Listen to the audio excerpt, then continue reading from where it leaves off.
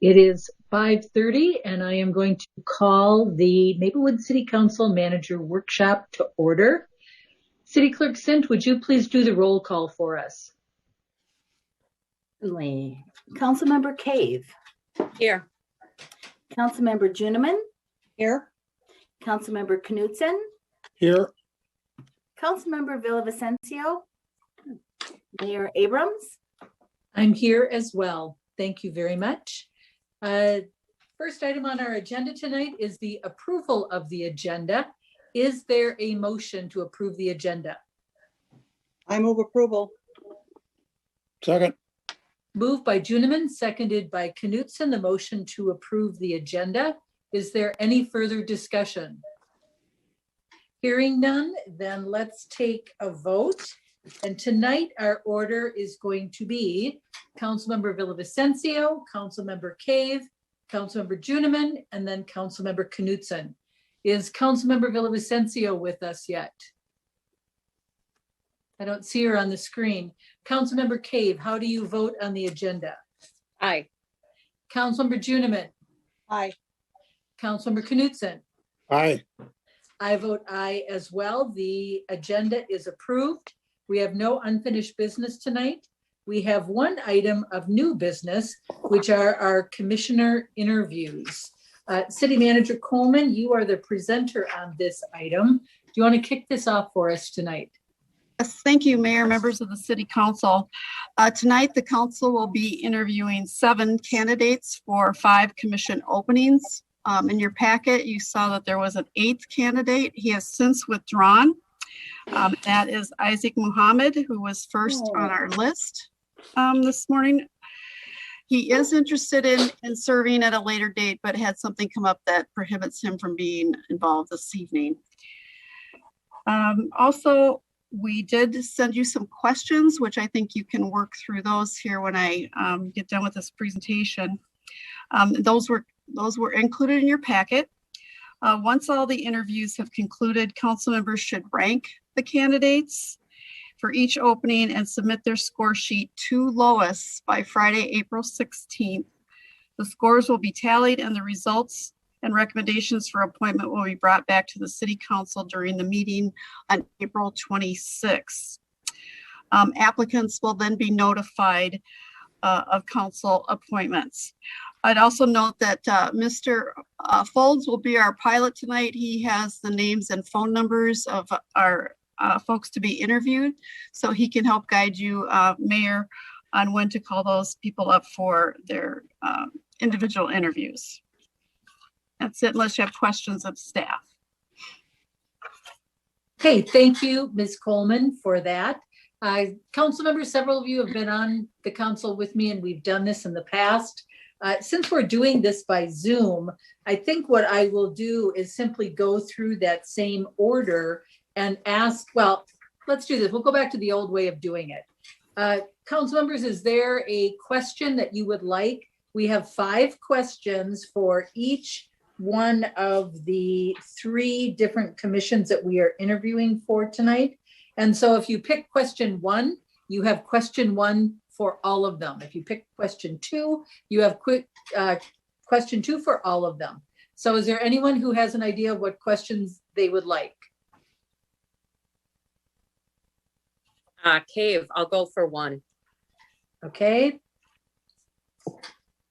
Juniman, I'll do 2, please. Okay. Councilmember Knudsen. 3 is good. All right, then I will, unless it appears that Councilmember Villavicencio has now joined us. The record should reflect that, City Clerk Sint. Councilmember Villavicencio, we are assigning questions for the different commission interviews. And so for the first one, housing and economic development, I understand that you were not going to be participating in that one. Is that correct, council member? Yes, I was going to recuse myself. Okay, then I will ask questions 4 and 5 for the first Housing and Economic Development Commission candidates. Councilmember Villavicencio, would you like 4 or 5 for the other 2 for Heritage Preservation and Parks and Rec? I'll take number 4 is fine. Okay. And then for the other 2, I will take number 5. All right, Mr. Mohammed was going to be our first candidate tonight, and since he has withdrawn, our next candidate is going to be Michael Bryan. Mr. Folds, do you know if he is on the line? Good evening, Mayor and Council. We have no callers on the meeting right now. All right. Well, then maybe I'll ask a question of City Manager Coleman, just a point of clarification for everyone. Since Mr. Mohammed has withdrawn from Housing and Economic Development, we did have originally 5 candidates, and we were to rank them 1 through 5, 1 being our top choice. I take it now we're going to be ranking them 1 through 4. Is that correct, Ms. Coleman? That would be correct, Mayor. And I also just wanted to point out that we do have 4 interviews to do, or 4 questions. We also have the ENR, or Environmental Natural Resource Commission questions. Oh, thank you. That sheet was hiding underneath all of these. So that will be the same with Councilmember Cave on number 1, Councilmember Juniman on number 2, Councilmember Knutson on number 3, Councilmember Villavicencio on number 4, and I'll take number 5. So, you know, what I'll maybe do is just start off. Mr. Folds, can individuals listen in on other candidates? Correct, our Mayor and Council, correct. As in the interviews that we held, well, I think it was late 2020, because we provided the questions to them prior to, yes, they were able to listen in if they dial in early. Okay. Right now, we still have no callers on the line. Okay. And we did provide the questions ahead of time, so I believe that they've had that chance. Is that correct, Ms. Coleman? It is, Mayor. Ms. Knutson sent those out Friday morning. Okay. All right. Well, to all of those listening who are going to be interviewed, I want to thank all of you personally for your interest and your throwing your hat in the ring to be a public servant and serve on one of our commissions. I can tell you, and I think I'm speaking for the rest of the council, we really do value the work that our commissioners do in Maplewood. They consider some very important things and they make recommendations to the council. And I know that on my time on the council and also my time as mayor, I have valued the work of commissioners and really paid close attention to their decision-making process, their concerns. I think our commissions have served wonderfully well for our city and really make a great commitment of their personal time to serve on one of our commissions. So, Mr. Folds, do we have anyone? I think we're getting close to that 5:40 time. And our first candidate is Michael Bryan. Mayor and Council, we still have no callers on the line. However, as soon as someone joins, I will make sure to let you know. Okay. Let me ask this. Excuse me, wait 1 second. We will run through our order again tonight and see if any council members have any questions about the process. First off, tonight in our order is Councilmember Villavicencio. Do you have any questions about the process for commission interviews? Yes, thank you, Mayor. I'm sorry for interrupting you. I was just going to say, maybe should we say in the meeting just now what the dial-in number is in case people can't find it in their email or anything? Mr. Folds, that's a good question. Mr. Folds or Ms. Coleman, how were people instructed that about their time and how to participate in the interviews tonight? If I may, Mayor and Council. I believe it was sent to them in an email. It's also at the top of each agenda. And if that's a brief answer to that question, but it does now look like Michael Bryan is on the line. Okay, very good. We'll run through very quickly to see if anyone else has any other questions, and then we'll turn over to Mr. Bryan and our questions. Councilmember Cave, do you have any questions? No, ma'am. Councilmember Juniman?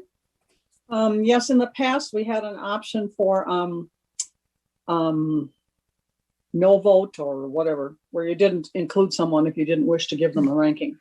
Are we doing that or aren't we? Ms. Coleman, do you want to respond to that, please? I believe that you can just leave it blank. So if you Okay. only want 3, you just do 1, 2, 3. Okay, thank you. Just wanted to verify. Thank you. Councilmember Knutson, do you have any questions? No questions. Okay, then we'll start with Mr. Bryan. Welcome to the Maplewood City Council workshop. We know that the questions have been provided to you in advance. Each one of the council members will be asking a question of you. And first, we'll start with Councilmember Cave. Good evening, Michael. Thanks for coming tonight. My first question I have is, what do you feel that you can bring to the Housing and Economic Development Commission? If I may break in real quick, Mayor and Council. Yes, Mr. Mr. Bryan, you have the ability to unmute yourself. I am not able to unmute your phone for you. To do so, you press *6 on your phone. Will unmute you. There you go. Can you hear me now? Yes, we can, Mr. Bryan. Good evening. Good evening. Okay. Just a new fresh set of eyes and ideas for the city. I'm actually a close neighbor of where Rebecca Cave used to live. Okay. Old house. Yes, on Prosperity. Okay. Yep. Yep. No.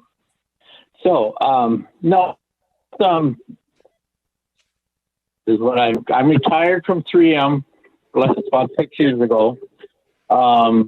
Looking to get involved in helping out the city become a better place to live, more things in the city, things like that. Very good. Thank you. Councilmember Juniman, you have question number 2. Thank you, Mayor. What is the extent of your knowledge in public funding opportunities, grants, revolving loan programs, or other funding methods for assisting businesses? Didn't really do any funding. Where we run our own business, so we look for trying to get money for that and stuff like that. Opportunities.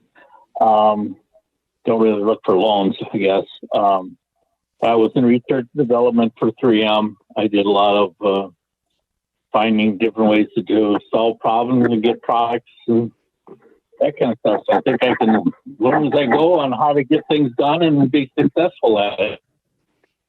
Thank you. Councilmember Knutson. Mr. Bryan, how can the city of Maplewood work to better assist existing businesses, attract new businesses, and market the city as a premier business location? I guess going out and talking to a lot of businesses, I guess, that are out, not in the city, are out and out, like Woodbury, Roseville, stuff like that. Try to bring them into the city in some way. Tell them what we have, what we can offer. I just haven't been into it too much, but I would try and get involved as to offering them something to bring them into the city to be part of it and start building up part of the city that's kind of going dead right now. So I think Maplewood's a good place to live. We've been living there for quite a few years, and I think it's a good place to live, and we need to revitalize it. Thank you.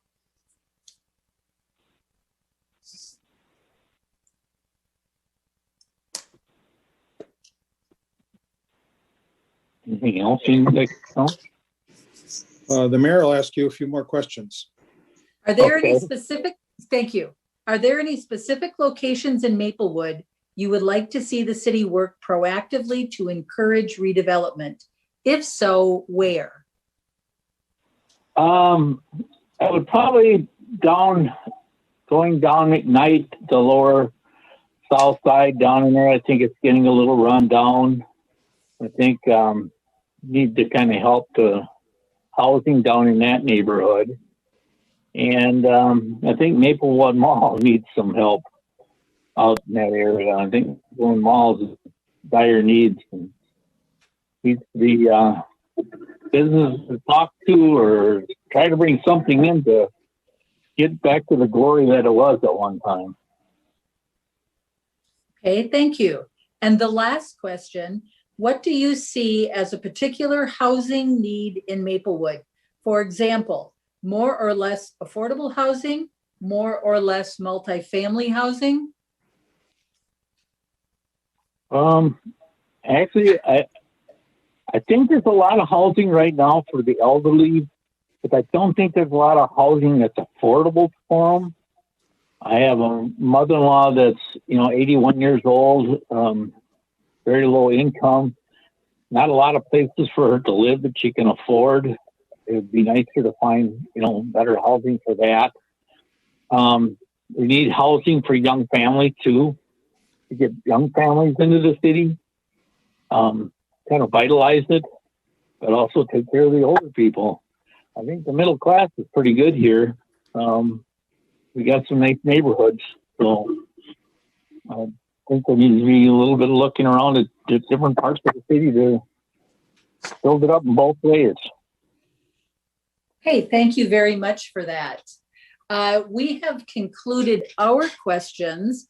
Have you been advised about when you will be notified, when candidates will be notified? No, I haven't.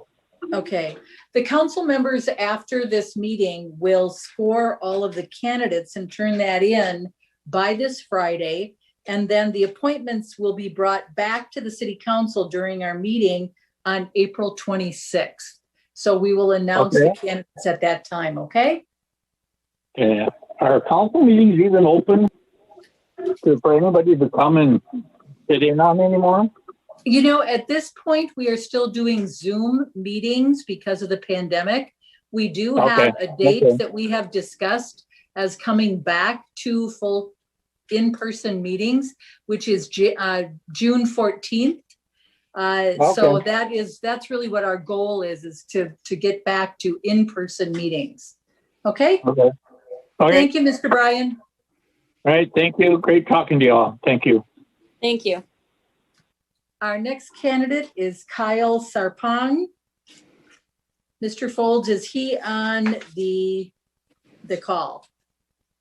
Mayor and Council, we have one other caller on the line. I do not recognize the number. If you are okay with it, I would allow that person to speak and give their name to determine if they are one of the applicants. Okay, thank you. Caller with the last four digits of 8354. Are you calling in for the meeting interviews? The commission interviews? Caller with the last four digits of 8354. I've given you the ability to unmute yourself. If you could press *6, please, to do so.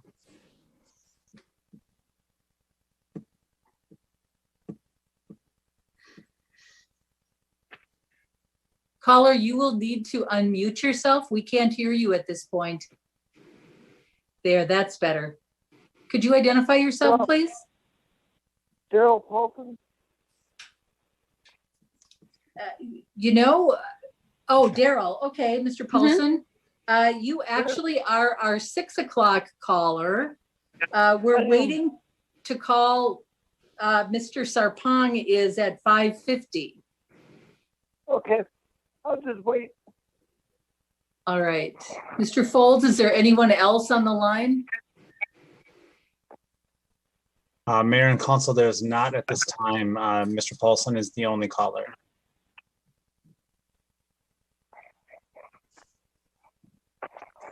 I realize, Mayor, I apologize for interrupting again. I did not actually read the number out earlier. If someone is listening and they're looking for the number to call in, you can dial 1-312-626-6799 or 1-888-788-0099. And when prompted, enter the meeting ID 923-4865-7522. And that information is at the top of both of the agendas as well, which are available on our website. Do we have anyone else on the line, Mr. Folds?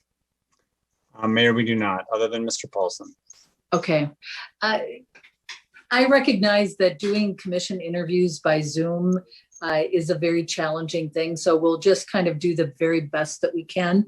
I think what we'll do for purposes of time, since Mr. Paulson is on the line, we'll start with him. And hopefully Mr. Sarpong will join us shortly. Okay, welcome, Mr. Paulson. We have a series of questions for you. You were provided the questions ahead of time. Councilmember Cave is going to be asking the first question. Good evening. You are on mute. Oh, there you go. Good evening. This is Rebecca Cave, and I'm going to ask you the first one. What do you feel you can bring to the Housing and Economic Development Commission? Training, skills, experience, etc. That's an interesting question. As a lifelong renter, I'm about 50 years old, and I live my life with a disability with the use of a power wheelchair. So as a renter who is a lifelong renter, I've experienced challenges of having accessible housing or affordable housing and be able to raise my family.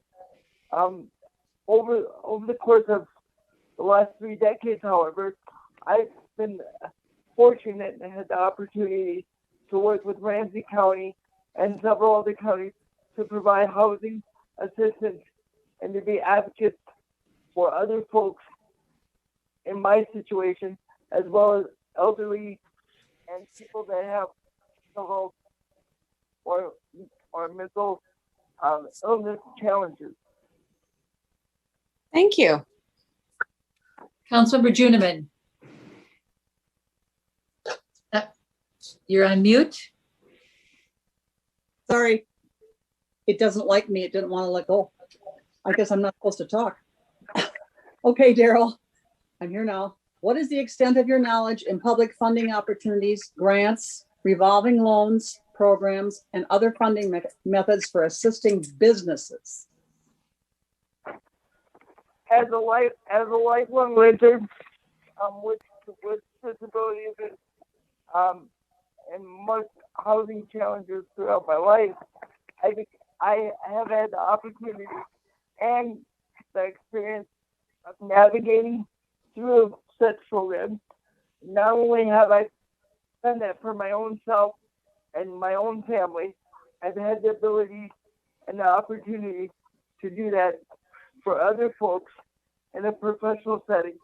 And I work on a weekly basis with programs such as 211 United Way to provide such services. Thank you, Daryl. You bet. Councilmember Knudsen. There. Good evening, Daryl. How can the city of Maplewood work to better assist existing businesses, attract new businesses, and market the city as a premier business location? The way that I feel that we could do that through a multifaceted approach, where we could turn some of our existing businesses and our older stock of our housing and our retail services that are sitting empty or sitting very low occupant. We could turn them into multi-level units where maybe they could live on the top, or maybe they could live on the side and provide opportunity for income-based business in the front, or in adjoining to their housing. Thank you. And Daryl, I have the last two questions. Here they are. Are there any specific locations in Maplewood you would like to see the city work proactively to encourage redevelopment? If so, where? I think more the more important areas that I've looked at recently are both we talk all the time about the north end only, but we don't talk very much about the south end, and we often talk about the area over by 36 and some areas like that. I think what we need to do is instead of bringing those groups together in small pockets of time, we need to figure out how we can join a plan together that encompasses all those areas and actually brings the economic value of the homes and actually brings the renters' voice to the table. Because with Maplewood only having 27% of its renters in a resident base, or in a base of about 40,000 individuals, I think I bring a unique opportunity to be able to foster some of those relationships and bring some unique opportunities to the table. Okay. And the last question, what do you see as a particular housing need in Maplewood? For example, more or less affordable housing, more or less multifamily housing? I think it could be a multi-level living approach. It needs to be a multi-level living, multi-level housing for a multi-generational family. I think families today don't look like they did before, and I think that's very evident that older people are living longer and wanting to stay in their communities and wanting to stay in their homes. I think there's got to be a way that we can foster taking care of our elderly, but still allowing the young families and the new families to come in and help raise our tax values. Thank you very much. The council members will be scoring all of the candidates and submitting their score sheets by Friday of this week. And the scores will be tallied, and the results of whoever is appointed to we have four different commissions that we're interviewing for tonight. We will announce that during the meeting on April 26th. So Mr. Paulson, thank you very much for joining us tonight. We appreciate your willingness to serve. Mr. Folds, moving on to the next candidate. Do we have another person on the line? Mayor and Council, yes, we do. We have Kyle Sarpong on the line, and I will unmute him now. Welcome, Mr. Sarpong. Just a reminder, Mr. Sarpong, there you are. Hey there. Hi, thank you for joining us tonight. Each council member is going to have an opportunity to ask a question, and we will start with Councilmember Cave. Councilmember Cave, you're on mute. Thank you. I'll read that question again. Good evening. What do you feel you can bring to the Housing and Economic Development Commission? Training, experience, skills, etc. Thank you. I feel as if I can bring a unique sense of presence and just a unique spin on things with the commission. My training and experience comes from a degree in history and a minor in human resources, but my experiences in the professional field correlates with construction management and managing people in general. but I do have that sense of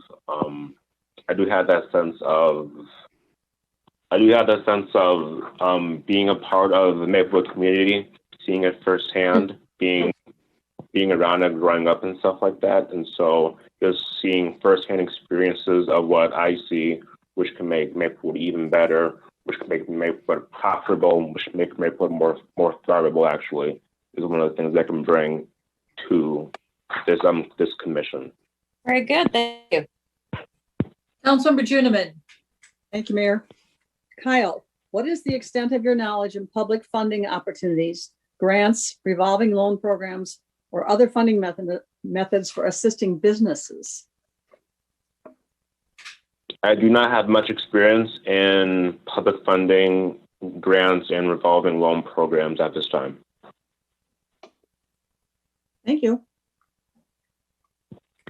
Councilmember Knudsen. Good evening, Kyle. How can the city of Maplewood work to better assist existing businesses, attract new businesses, and market the city as a premier business location? I think how we can assist businesses is reaching out to them directly, making sure that we are a resource to them as they are a resource for us, making sure that if they have any issues or problems or concerns that they can talk to us about it and bring it up to us, actually. And for new businesses, we could reach out to other cities in the area. Like we can reach out to the Cup Foods in St. Paul or the Cup Foods in White Bear Lake and see how they're doing with their businesses and their locations to see how we can improve that for our Cup Foods as well, actually. And for making it a premier location, we can also check census records from other past years to see what we can see what level of people shopping in this area, which area needs more improvement, which area has seen a decline, and which areas need more resources, I would say. Thank you. Okay, Mr. Sarpong, the next question is, are there any specific locations in Maplewood you would like to see the city work proactively to encourage redevelopment? If so, where? I know there is a spot of land right by the Ashley Home Furniture in Maplewood, and that I believe that is still for sale right now. And so I feel like that location could be a good development area, which can include some multifamily housing, perhaps, or a food shelf, or a homeless shelter per se. And that's the only location I see right now. Thank you. And finally, the last question, what do you see as a particular housing need in Maplewood? For example, more or less affordable housing, more or less multifamily housing? I would say right now we would probably need more affordable housing in Maplewood. And we would need more multifamily housing in Maplewood as well. Okay, thank you very much. The council members, now that we finished the questions, the council members will be scoring all of the candidates tonight and submitting our score sheets to staff by Friday, and they will be tallied, and the results will be announced at our next council meeting, which is April 26th. Thank you, Mr. Sarpong, for participating tonight. We appreciate it. Thank you, no problem. And our final candidate for Housing and Economic Development Commission is Constance Robinson. Is she on the line? Mayor and Council, she is not at this time. Is anyone else on the line? Mayor, no, there's no one other than Mr. Paulson who previously interviewed. Okay. Council members, just so that you're aware, Constance Robinson is up for Housing and Economic Development and also Heritage Preservation. And So what we would do is we would ask first the housing and economic development questions and then ask heritage preservation questions of Constance.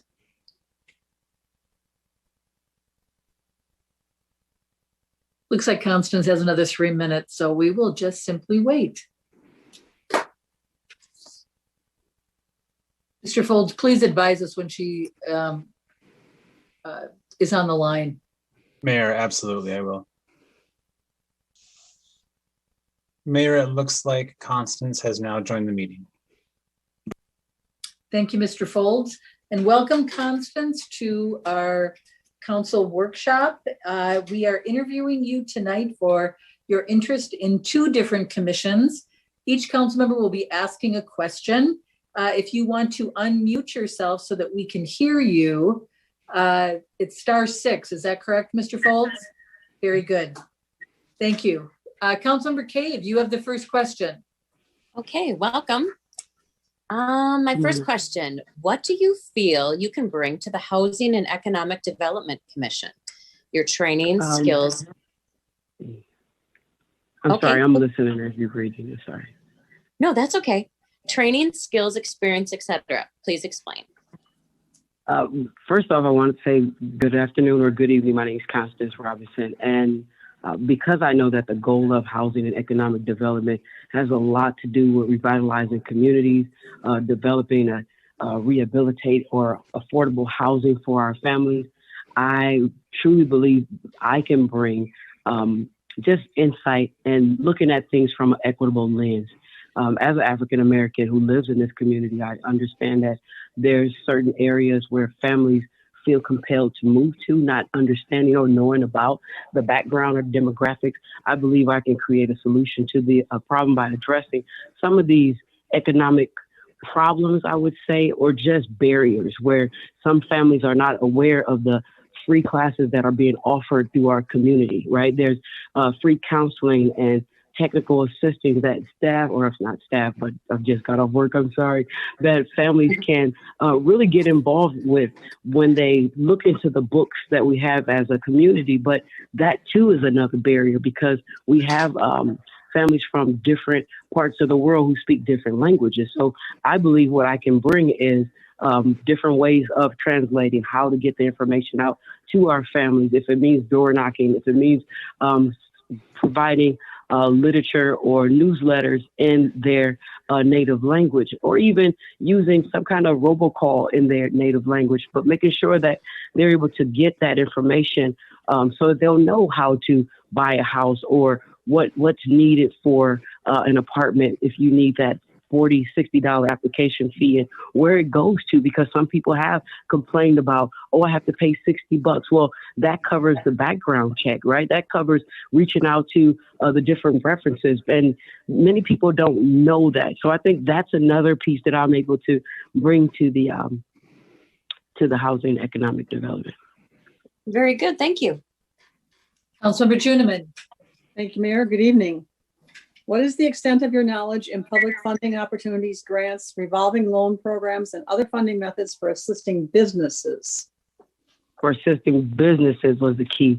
So, of course, I'm a school administrator, right? As you guys have probably seen in Brooklyn Center Community Schools, we're currently having, we're in uproar, but I'm accustomed to working with those businesses to provide jobs for our kids that are at risk. So what I've learned through my 6 years as an assistant principal and currently a principal, that funding, that local and state federal funding, it actually comes from a different part of our referendum. But in order for me to get our businesses on board, I have to go and ask for help from them. So what I've done since I've been an administrator in Brooklyn Center Community School was door knocking at TCF Bank, Bremer Bank, Walmart, just that strip that's right there on Brooklyn Boulevard, and begin to ask or solicit their help. They will refer me to grants from them, telling me and sharing with me the days that I need to come to different meetings to be part of their budgeting. So it was more of me being that,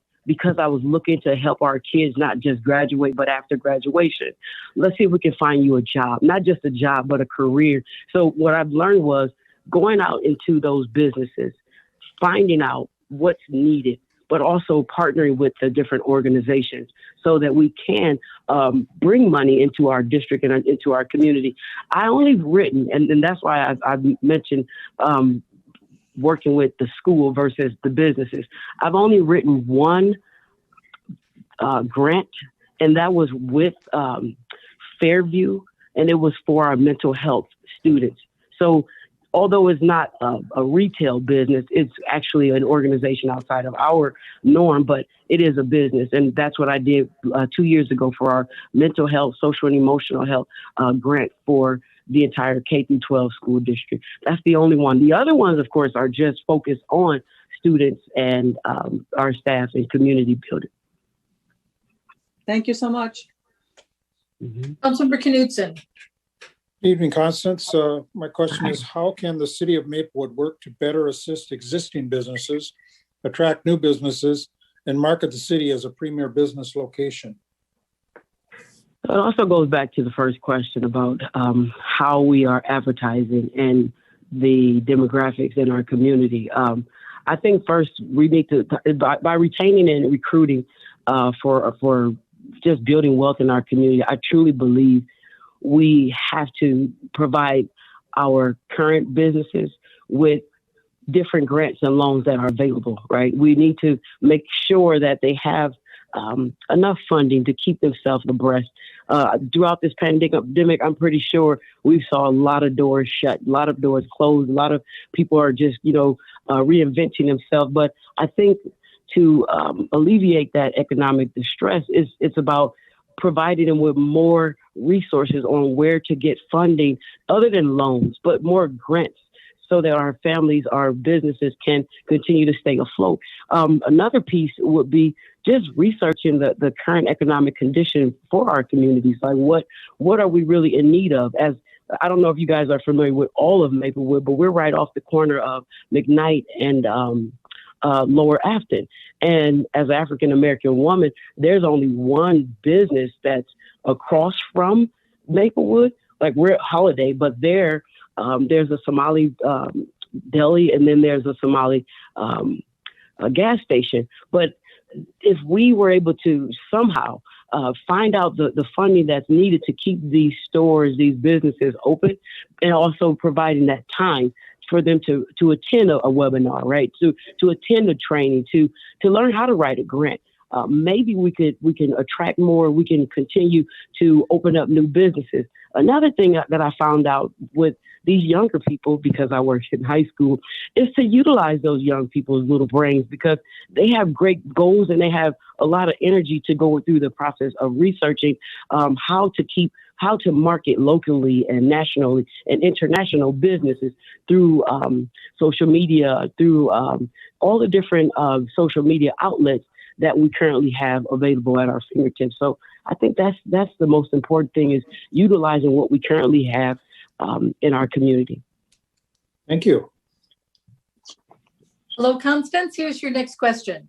Are there any specific locations in Maplewood you would like to see the city work proactively to encourage redevelopment? If so, where?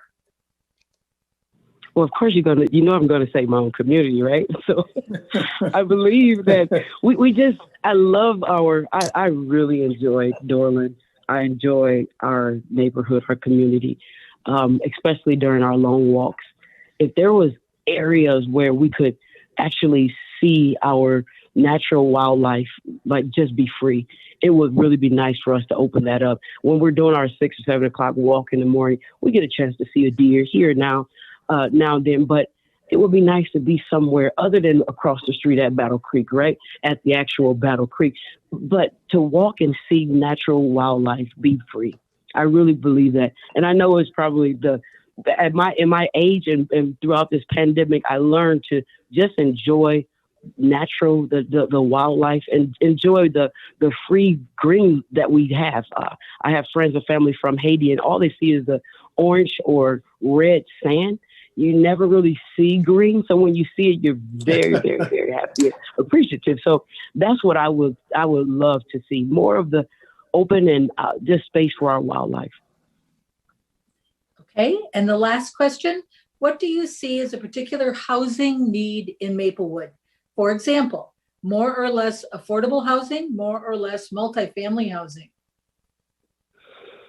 So this is really because that's my passion. I think of, you know, how we have these programs that are, we have a history here in Maplewood that we retain and sustain families, like the long haulers, the Smiths and the Gladstone. I read that story about 5 years ago, and I thought if there's a way that we could just, because we get a lot of people that move in and out, right? If we can just find families that are willing to say, this is where I'm going to stay here, I'm going to land here. But that means we need to fill in those rental gaps. So those programs that have rental subsidy programs for our low income families and our veterans, if we could find more federal vouchers that we can house them in our community where it's long term, rather than, you know, my lease is up in 12 months, so I'm going to leave.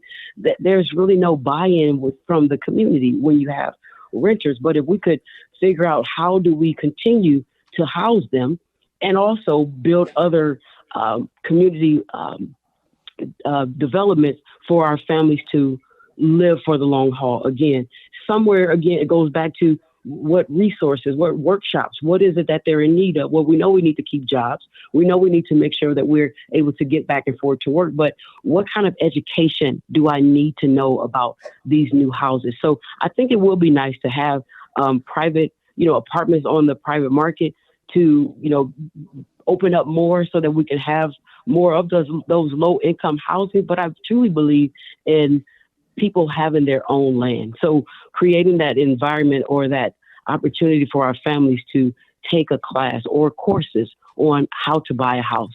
And that way we can build those communities, whether it's townhomes, condos, whatever it is, but it would now become their home. Hey, thank you very much for your time tonight. We concluded the questions concerning housing and economic development. I understand that you've also applied to serve on the Heritage Preservation Commission. And so since we have you on the line, we have a different set of questions to go through for heritage preservation. Okay, so we're switching gears here. Councilmember Cave, you are the first one for heritage preservation. Okay, and the first question is, what is your understanding of the role of the Heritage Preservation Commission? Let's see. I just love nature. But before I answer it, as I always go back, I love to define preservation. It is, again, to sustain the history, the historic properties, the places that our ancestors have created for us. But it's also a place where we can actively use and accommodate for viable reasons to keep their own character. But I believe the role of a commissioner is to identify those fragments, to try and preserve it in the community. And by preserving it, I mean by protecting it, preserve it, enhance it, just so that we can continue to keep that culture and natural heritage within the community. It's the responsibility for a commissioner to work collectively, again, with the community. Everything is about working with the community and to build that sustained relationship with them on how to make decisions, but using their input. So that's what I believe the role of a commissioner or a member of the commissioner is. Very good. Thank you. Councilmember Juniman. Thank you, Mayor. Constance, what is the extent of your knowledge of Maplewood history and of local or regional history? Let's see. There's been standard, well, I should say this. I have knowledge about the city of Maplewood because all of my kids have gone to school here. All of my kids have gone to Tarleton and Maplewood Middle School, and my foster kids, my adopted kids, everyone.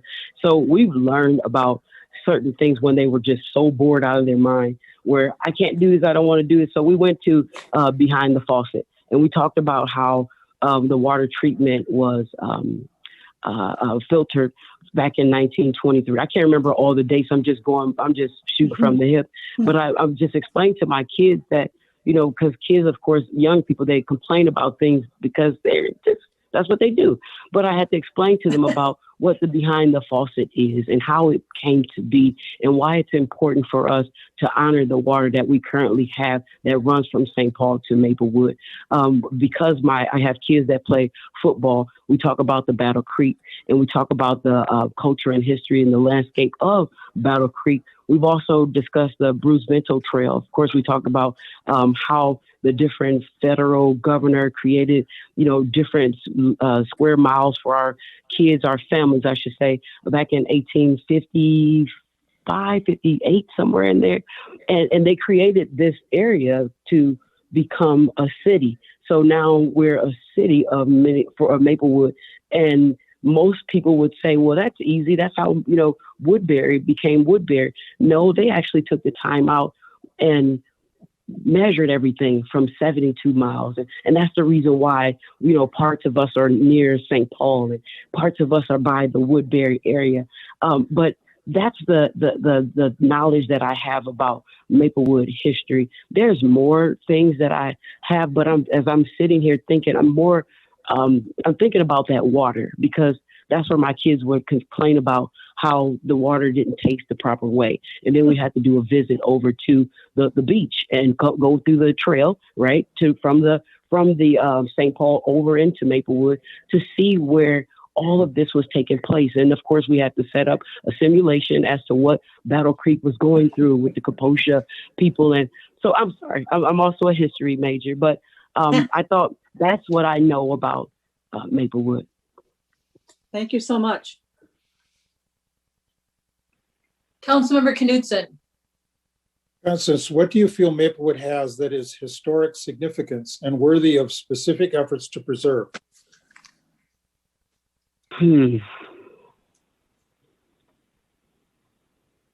Worthy of specific efforts to preserve. I go back to the water faucet. I go back to and I know it's but explaining it to kids is just so fun. But I think about, I'm trying to remember, there was a school. It was like a small little hut or something.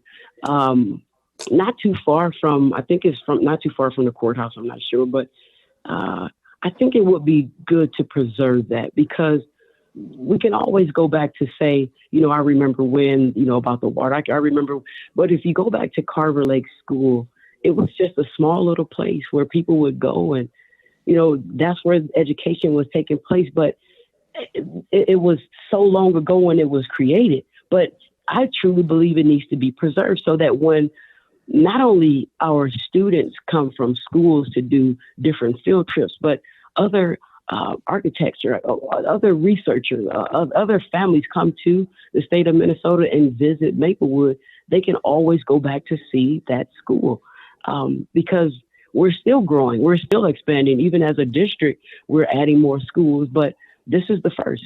So I think that would be something that we should preserve. Thank you. Councilmember Villavicencio, number 4. Yes. What do you feel you can bring to the Heritage Preservation Commission? Interests, talents, life experiences, or any other thing?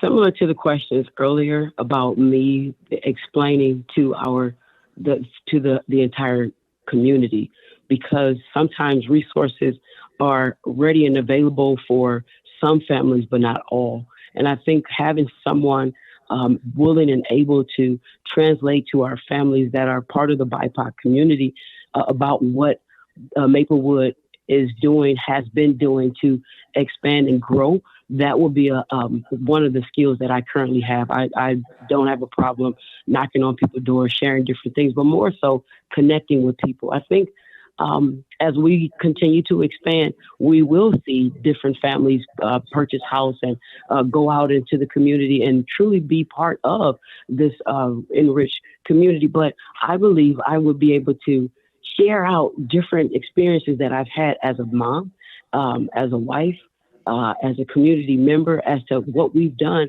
to help with like block grants or helping our kids stay safe or stay together. But that's something that I believe I could do. as a member of this community, but also part of the commission team.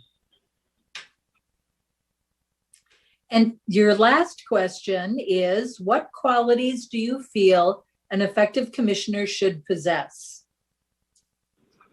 I think you have to have a skill to strategies, I should say, to fully fund our community, how we can go and lobby or how we could, find out about the funds that are available to our community or for our demographics. I think you have to have knowledge about the environmental days and the things that we are overcoming and have accomplished. Because in the city of Maplewood, yes, it looks like it's small, but it's big and it's continuing to expand. So you must have information, knowledge, background about the community, but be willing to join the community. Find, like I said, develop different strategies on how to go to the legislative sessions to get us more funds for our schools, funds for our homes, cleaning up our community. What we was just a recent one where we expanded the streets. We had to go back and fix all of the streets here over in Maplewood, Dorland, and McKnight. So I think it's about really getting to know the community, knowing the people that you're serving, but also knowing when to go solicit help for funds. Thank you very much. As I've indicated tonight, council members will be scoring all of the candidates and submitting them to staff by Friday. And then the scores will be tallied and we will announce our new commissioners on April 26th at our next council meeting. So Constance, thank you very much for joining us tonight. And thank you for your interest in serving on housing and economic development and or heritage preservation. Thank you. Thank you. Good luck. Thanks. Mr. Folds, our next candidate is Vicki Lee Hurd. Mayor and Council, they are on the line now and I'm giving them the ability to speak. Good evening. Vicki, are you with us? Hi, this is Vicki. Can you hear me? Yes, we can hear you just fine. Thank you and welcome to our City Council workshop. We have a series of questions you have submitted to be on our Parks and Recreation Commission. Councilmember Cave, do you want to ask that first question for Parks and Rec? I sure will. Thank you, Vicki. My first question is, what do you feel you can bring to the Parks and Rec Commission? Interests, talents, life experiences, etc. Yeah, so I'm a longtime Maplewood resident. I've had 3 houses in the past 10 years in Maplewood. I have an active family. I have 2 kiddos who are 6 and 8, and we often enjoy Maplewood parks and trails with our friends and neighbors and family. Being a mom and a young woman in our community, I think I can bring an understanding of how families and children and young residents might be interested in using parks and open spaces. Mm-hmm. I also work as a user researcher and designer in the tech world, but I think those skills easily translate to a lot of different things. My professional skills are in empathizing and working with end users to understand their problems and needs, and then designing solutions to meet those needs. So I think these skills would be a really good contribution to the commission. Very good, thank you. Councilmember Juniman. Thank you, Mayor. Vicki, please discuss why you believe parks and open space are important to the quality of life for Maplewood residents. Sure. So I think in my experience, having parks and open spaces help build community because neighbors are able to be out and about and see each other and greet each other. And I think this builds awareness of just the type of people that you have in your city and in your neighborhood, and brings an awareness of just that diversity of old and young people and people of all sorts of backgrounds and races. And I think encouraging our residents to just be out and about and seeing people build a sense of belonging, a sense of safety, and of course, health for everyone, which is good for the community overall. Thank you. Councilmember Knutson. Evening, Vicki. What do you see as the strengths and weaknesses of the Maplewood Park system?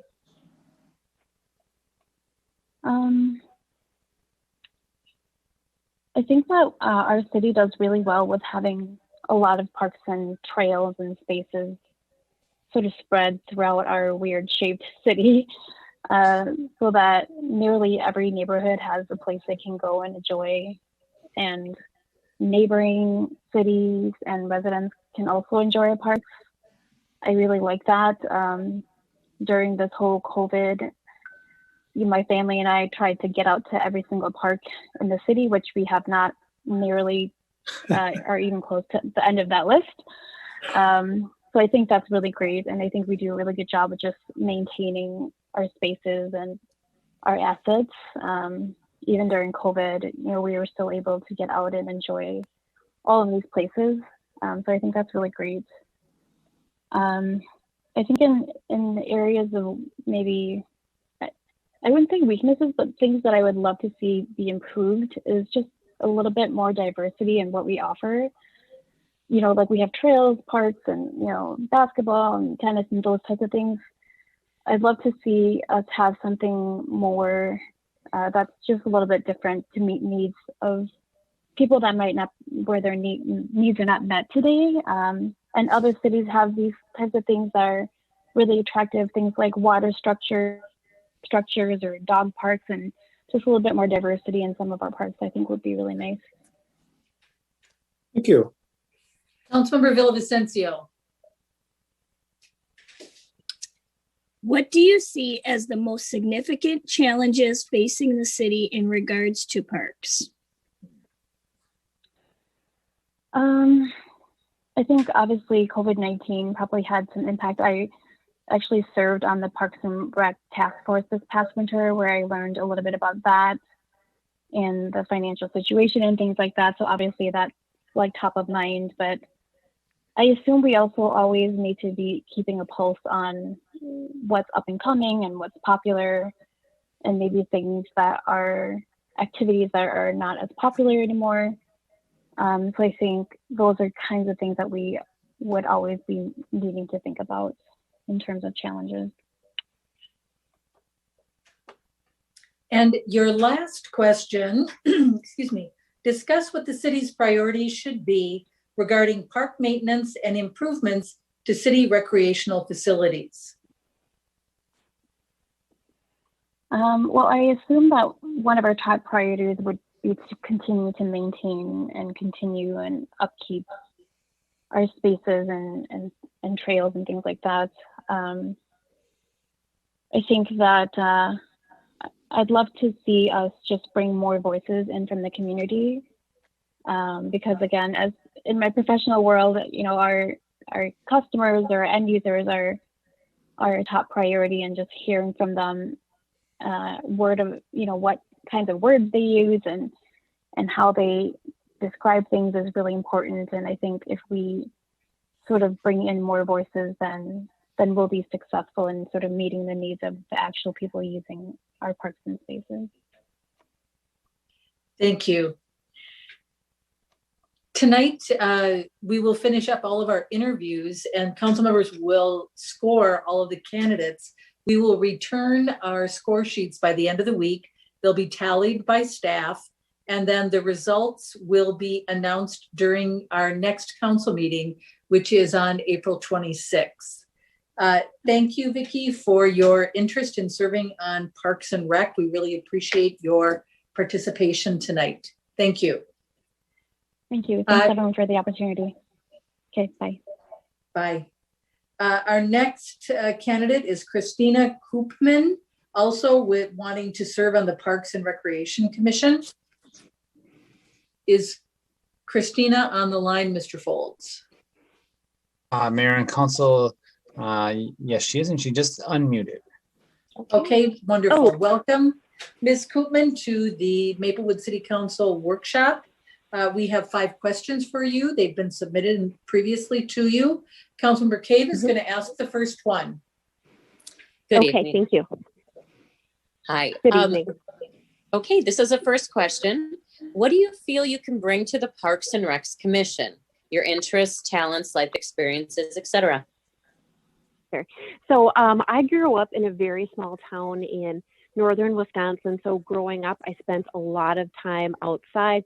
I grew up hunting, fishing, just very recreational. And I've been in Minnesota for about the last 20 years now.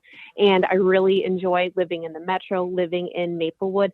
And one of the things that I really enjoy about it are all the parks and all the green spaces. So as an adult, I'm an avid runner, biker. I love to kayak. I do triathlons, marathons, things like that. So my entire recreational life and my professional life has really been dedicated to health and fitness and well-being. My education, my master's, and my bachelor's degree are all in exercise science. I've worked as a personal trainer. I also currently am a licensed physical therapist assistant.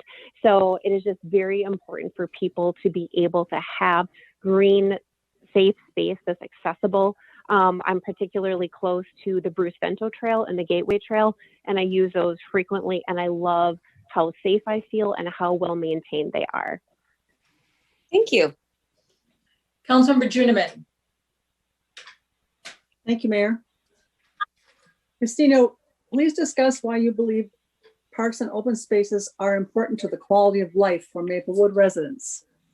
Yes, they absolutely are very, very important to the quality of life for Maplewood residents, not only in terms of physical fitness, but also in terms of their mental health.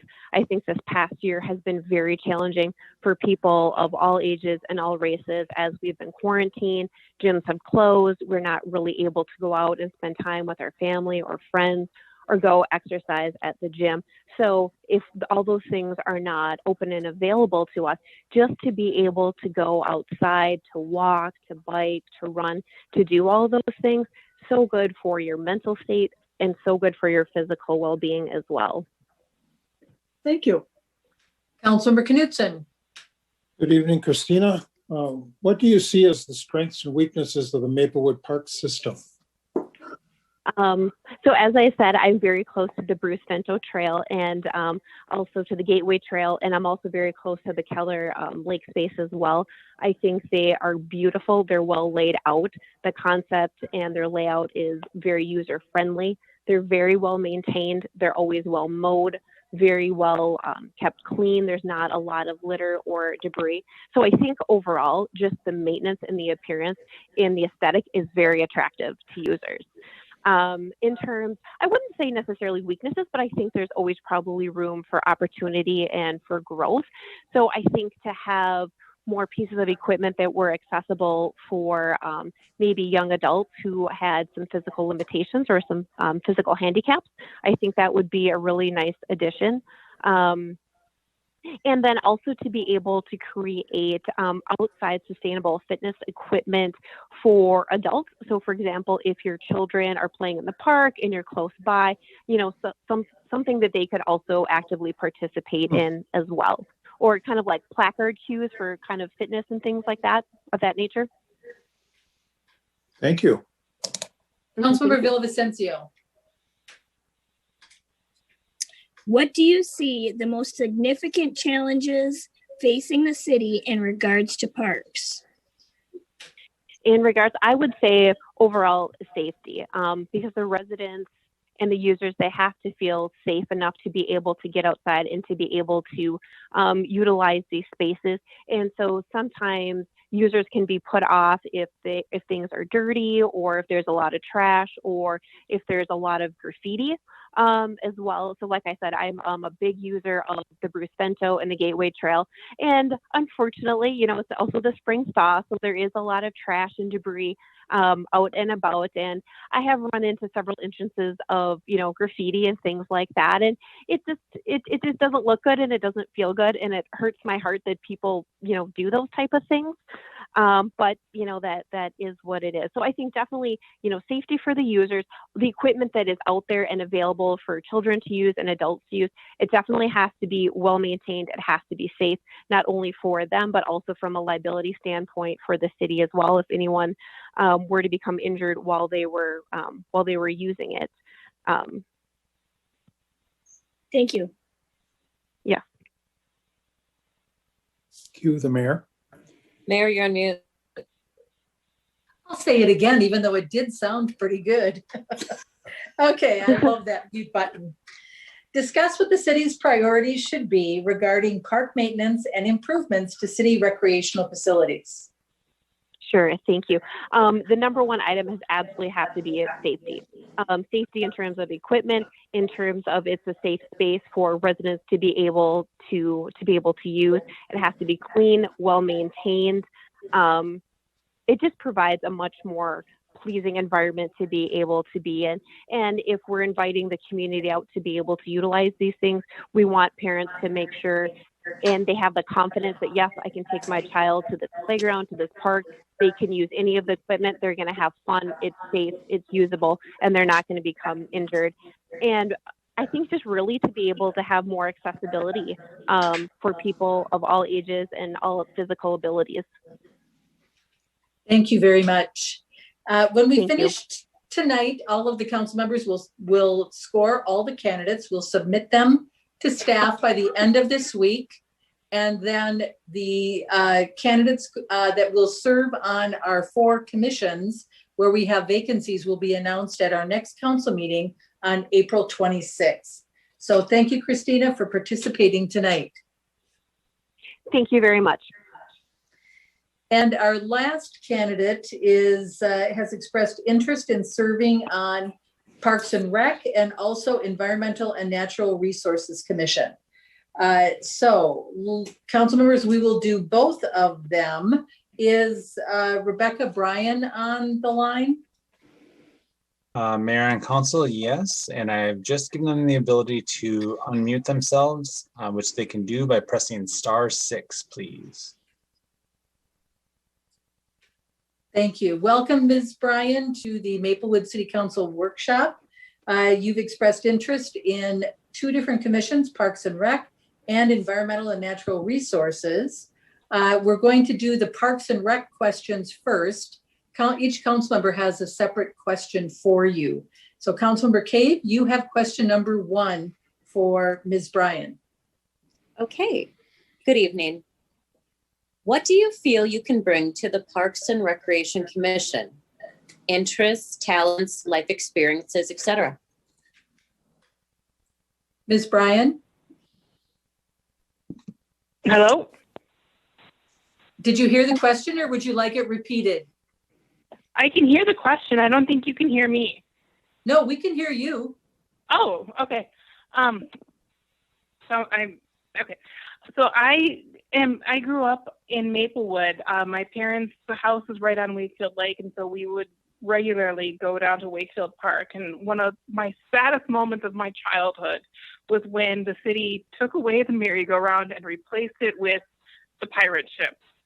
That was a tragedy in my early childhood. The merry-go-round was awesome, but it was also a safety hazard. But it was still awesome. Anyway, but I grew up as a user of the parks and really enjoying them. More recently, I've got training and experience within outdoor education, environmental education, and part of that is a component of outdoor recreation.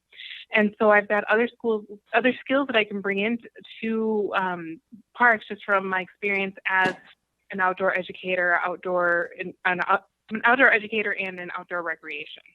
So mostly within program development and program implementation.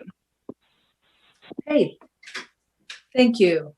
Councilmember Tiedemann, you have the next question. Thank you, Mayor. Rebecca, please discuss why you believe parks and open space are important to the quality of life for Maplewood residents.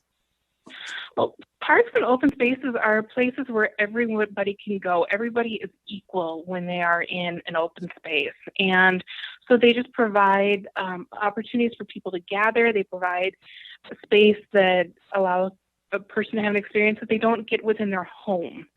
So they're an area where people are able to have different sorts of experiences.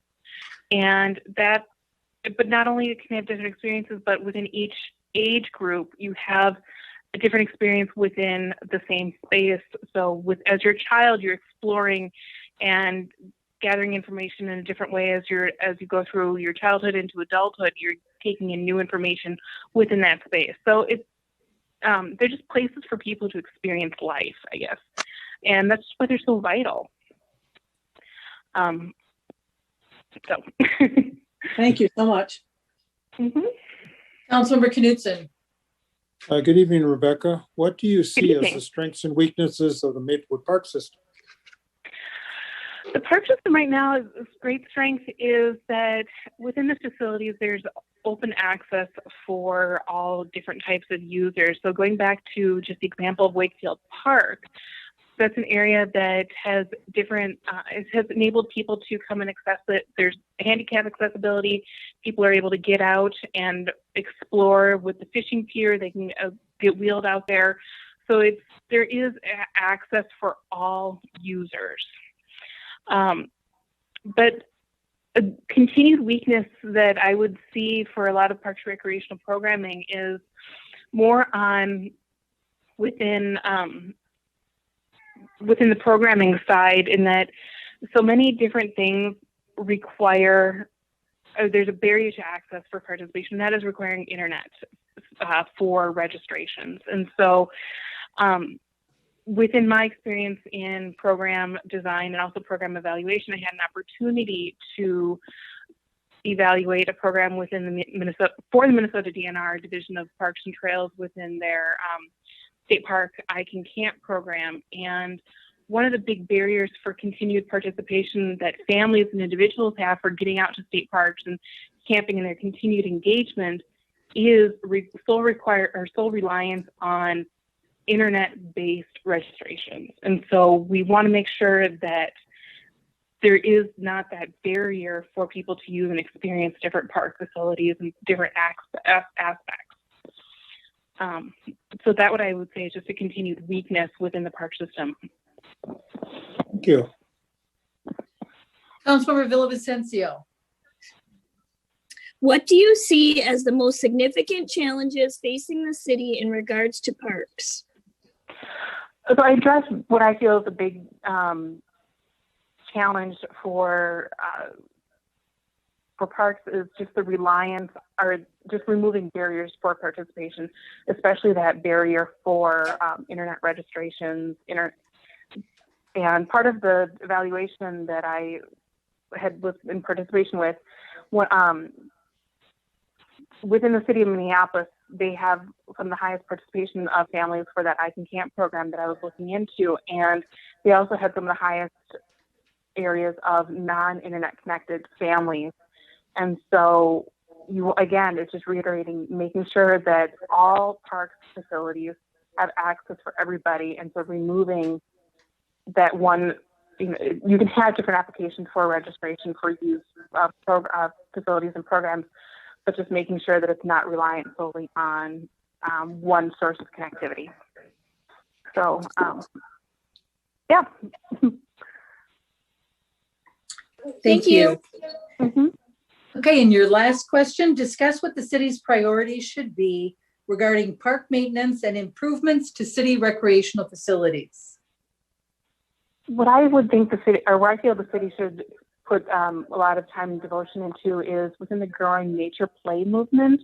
This is becoming more and more of a trend nationwide, where parks and other outdoor facilities are providing areas for early childhood nature play experiences. So allowing different types of hands-on activities that families can do together, but then also allowing mostly within pre-K children opportunities for different experiences and allowing them to guide their own experience rather than having someone guide their experience.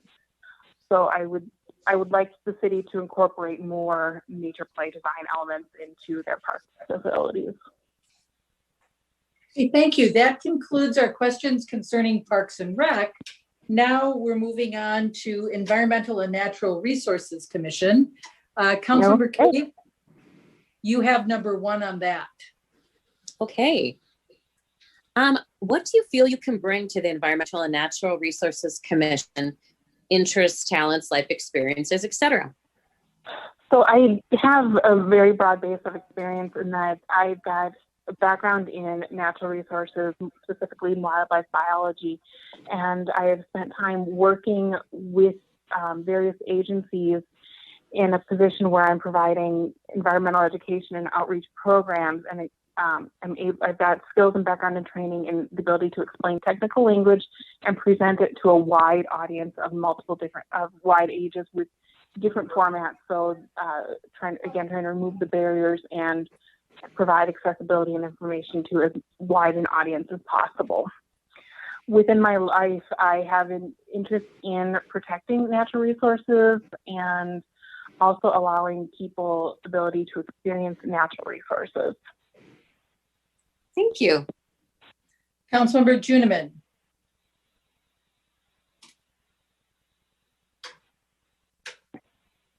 You have to unmute yourself. One of these days I'm gonna throw something at that button. The ENR Commission focuses on issues related to the environment, such as recycling, solid waste, stormwater management, wetlands, energy, and others. Please share your experiences working with one of these issues or other issues related to the environment. Well, I have a couple different experiences within my life. For many years, I was working, when I was living out of state, I was working with a public agency, the Alaska Department of Environmental Conservation, in a role where I had daily interaction with the public, and I was explaining statewide regulations for contaminated property cleanup and working with various homeowners and other businesses on cleaning up their contaminated areas.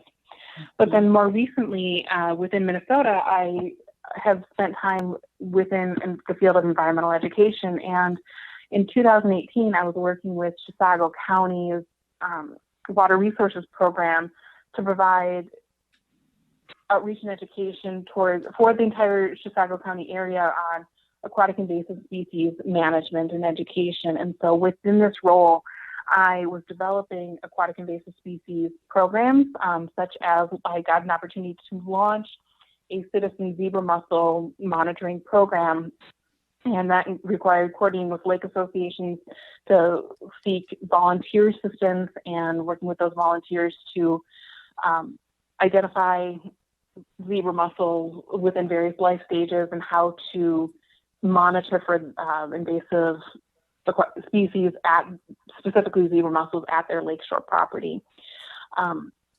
But then required with also, in addition to launching programs such as my monitoring program, I was also representing the county within County Water Resources Program at various places such as the county fair, just providing information to the general Chisago County population about the impacts of aquatic invasive species within the Chisago County area and the St. Croix watershed. So this was a combination of using my ecological knowledge and then also being able to incorporate environmental program development and working with the community for a shared goal of managing and protecting the water resources in the area. Thank you very much. Mm-hmm. Councilmember Knudsen. The city of Maplewood tries very hard to balance development and property rights with the protection of our natural resources. Where do you see your interest or concerns in the process of balancing these interests? Right. When you're working with property owners, you always want to be, I found, especially with working with within Chisago County area, you want to provide some sort of incentive or share, just maintain or reinforce that everybody's working together for a common goal to be able to protect these resources. And so you want to incentivize behavior changes. You don't want to penalize behavior changes. And within the city of Maplewood, incentivize certain things that people can do within their property, such as re-landscaping for native plantings or providing areas where people can share some of their success stories. If a family has implemented solar projects within their house, provide a forum where people who have done similar projects are able to share their resources and the things they learned with their project to the city and how they were able to redevelop and what kind of things they've been able to gain from doing those changes at their home. So again, just how can you incentivize these behavior changes rather than penalize a behavior change? Thank you. Councilmember Villavicencio. What types of environmental policies or practices has the city of Maplewood put into place that you feel have made a positive impact on the city? I feel that the city has, one positive thing I feel the city has done is working on improving the water quality of the watersheds in this area. And so by working on the rain garden projects that were ongoing in the early 2000s, this not only has contributed to improvement in the water quality, but it's also contributed to neighborhood beautification by incorporating in more native plantings. People are able to see that, and there is some benefit for native pollinator habitat and also just maintaining natural ecosystems here. But I feel that the city should be also continuing to work with the other watershed districts within the area, such as the Washington County and Ramsey Metro, and making sure that there's consistency spread around the area, because we are all part of one area, one drainage that goes the same direction. Thank you. And your last question is, what two environmental issues do you feel the ENR Commission should address for the city of Maplewood? I feel the city can never do too much to address water quality within the area. This is an area, we're in a part of the city that has a lot of people, high density, everybody's here, and using water, and everything within this geographic region of Minnesota, we're at the top of a very, very large watershed. We want to make sure that everything that we're sending downstream throughout the Mississippi is clean. And so just continually looking for projects to improve that water. And one way we can do it is by seeking out alternatives to road salt. I mentioned that I lived up in Alaska for many years, and nobody up there uses road salt. So it can be done in a cold climate, and there are ways, just looking for different ways to help maintain road safety without having to salt nearly as much. But then another issue that I feel the city of Maplewood can improve upon is coordinating with local businesses to provide incentives to reduce the amount of single-use plastic that they are putting out there. So we're living in an age where takeout food is very, very common, and every time you order Thai food, you don't need a new set of plastic cutlery. So we're coordinating with businesses to provide some sort of incentive so they can have a behavior change to reduce the single-use plastic that is going into our waste stream. Thank you very much. That concludes all of our questions.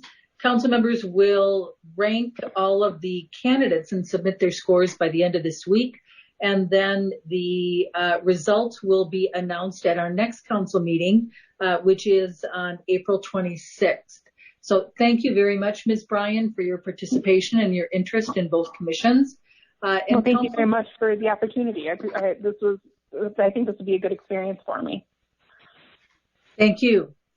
And with that, council members, we have nothing else on our agenda. We have concluded our business for the workshop, and we will adjourn. It is now 7:02. Why don't we take 5 minutes and we will reconvene at 7:07. All right. We're adjourned.